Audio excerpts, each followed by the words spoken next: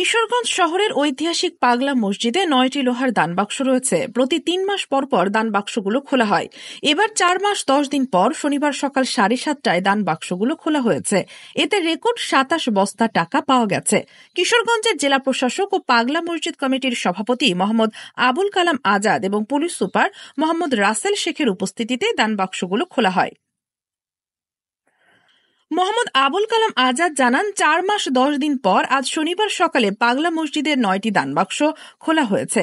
পরে মসজিদের 2 তলায় এনে টাকা গণনার কাজ শুরু হয়। 3 মাস পর দানবাক্সগুলো খোলা হলেও এবার রমজানের কারণে 4 মাস 10 পরে দানবাক্সগুলো খোলা হয়েছে। আশা করা যাচ্ছে পূর্বের সব রেকর্ড ভেঙে নতুন রেকর্ড সৃষ্টি হবে। Sheikh Masuma, news desk, ATV সংবাদ।